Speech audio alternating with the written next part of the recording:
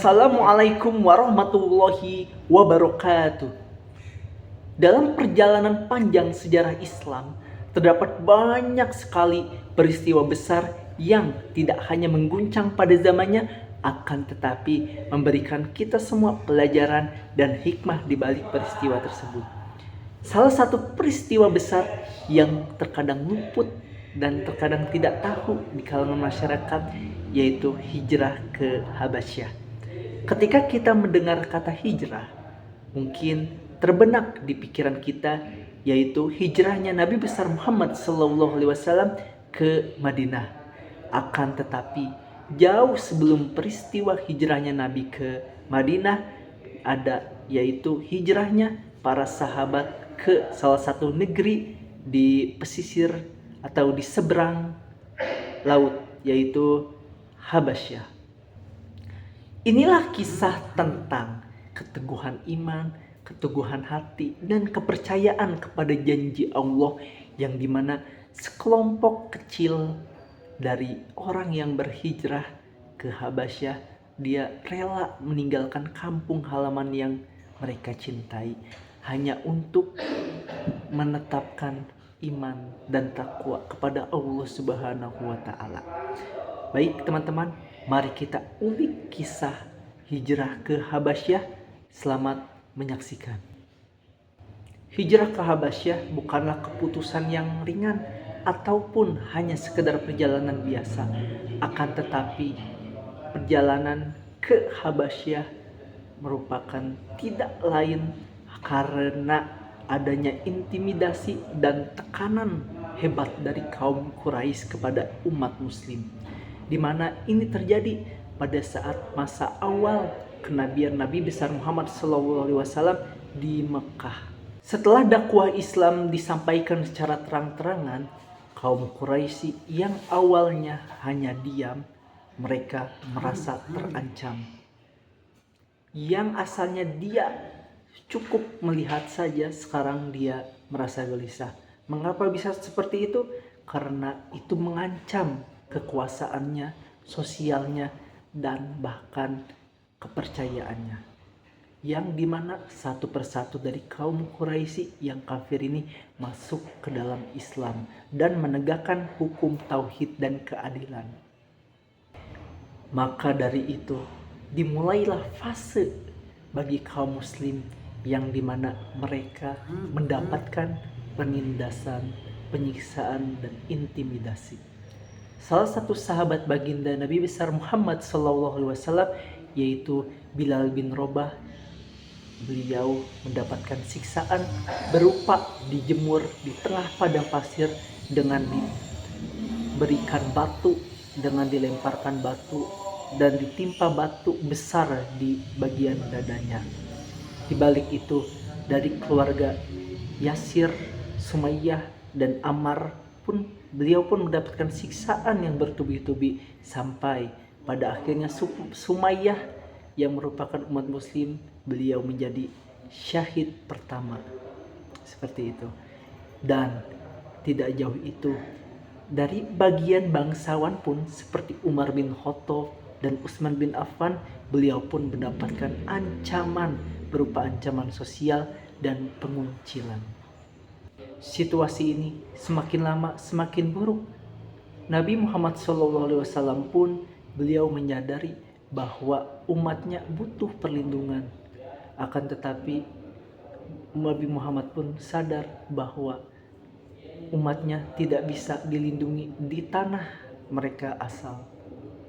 Oleh karena itu, Nabi besar Muhammad SAW pun menyuruh atau mengizinkan sebagian sahabat untuk berhijrah ke Habasyah. Mengapa harus Habasyah?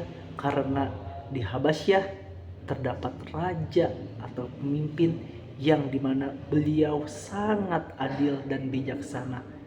Walaupun beliau tidak beragama Islam, beliau masih kafir, akan tetapi kebijaksanaan dan keadilannya diakui Rasulullah SAW. Maka dengan berat hati, para sahabat pun meninggalkan rumah, harta, dan keluarganya hanya karena satu, untuk menyelamatkan iman.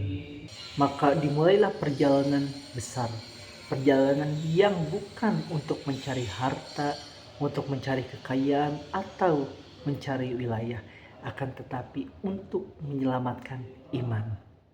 Pertama kalinya di masa kelima kenabian, umat muslim sebagian melakukan perjalanan hijrah ke negeri sebelah, ke negeri di seberang Laut Merah, yaitu Habasyah. 11 orang laki-laki dan 4 orang wanita menjadi pelopor dalam hijrah pertama ke Habasyah. Salah satu di antara mereka yaitu Utsman bin Affan, yang dimana beliau sangat dekat dengan Nabi, dan beliau bersama istrinya Ruqayyah binti Muhammad, yang dimana beliau anak Nabi Muhammad tersendiri. Mereka membawa sedikit bekal, sedikit makanan untuk menyelamatkan iman mereka.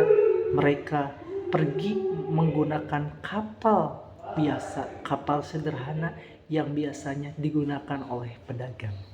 Sampainya mereka di Habasyah, mereka disambut dengan kemeriahan, kebahagiaan tanpa adanya penindasan sedikit pun. Beliau mendapatkan kesejahteraan dan kedamaian, akan tetapi kaum Quraisy ini beliau tidak terima, dan dia pun memantau perjalanan sembunyi-sembunyi ini. Tak lama setelah gelombang pertama yang tadi telah disebutkan, beredar kabar bahwasanya kaum Quraisy sudah masuk Islam dan penindasan sudah tidak ada di Makkah. Maka dari itu mereka semua kembali. Akan tetapi ternyata semua ini hanya rumor belaka. Justru penindasan, penyiksaan lebih keras. Itu semua membuat Nabi Muhammad SAW mengizinkan hijrah kedua ke Habasyah. Kali ini hijrah kedua dilakukan cukup besar, yang dimana dilakukan oleh 83 orang laki-laki dan 18 orang perempuan. Beberapa tokoh yang penting dalam perjalanan hijrah kedua ke Habasyah ini antara lain Ja'far bin Abi Thalib, Abdullah bin Mas'ud, dan Ummu Salamah. Hijrah ini bukan pelarian, akan tetapi sebuah perlawanan tanpa kekerasan, yang dimana perlawanan ini dilakukan secara cerdas, yang tetap menjaga keteguhan hati, iman, dan takwa, walaupun jauh dari kampung halaman. Kedatangan puluhan muslim ke Habasyah dalam perjalanan hijrah kedua ini membuat kaum Quraisy marah, yang dimana beliau tidak ingin jika umat Nabi Muhammad SAW bisa hidup tenang di sana, berdamai, atau mungkin yang tidak sangat diinginkan yaitu apabila ajaran Islam sampai ke sana. Itu yang membuat kaum Quraisy ini sedikit takut. Maka Quraisy pun mengutus 2 orang yang licik tapi cerdas. Seperti itu. Beliau adalah Amr bin As dan Abdullah bin Rabi'ah.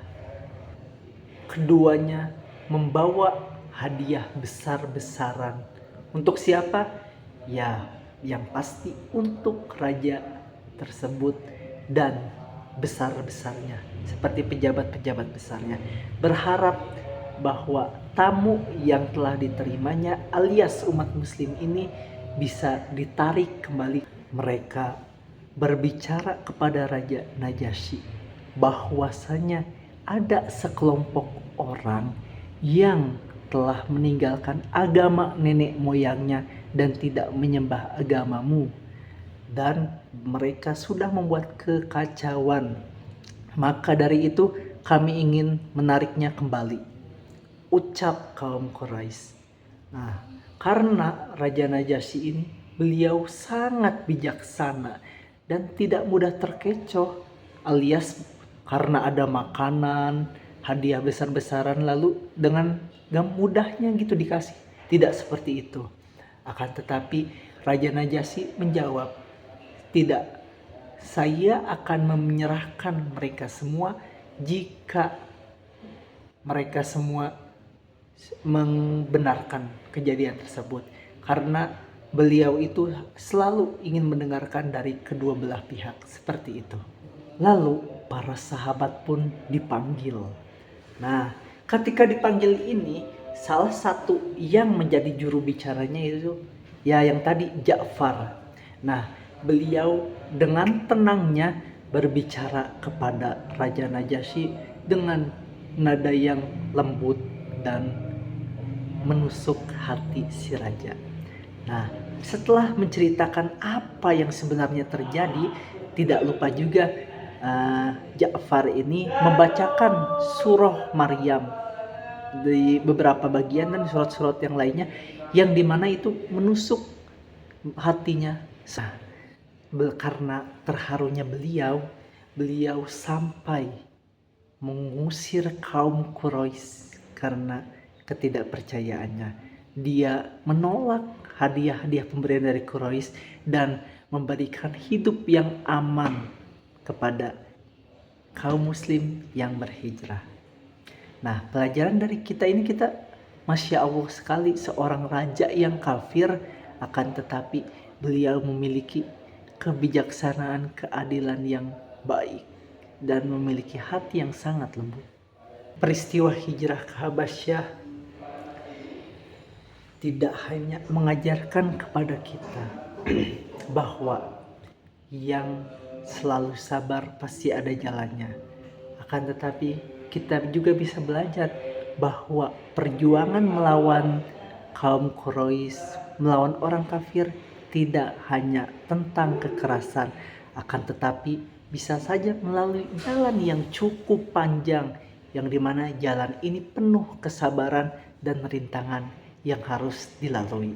Di sini kita belajar bahwasanya orang yang tidak memiliki iman atau orang kafir pun, dia bisa saja memiliki hati yang sangat baik, bijaksana, dan adil.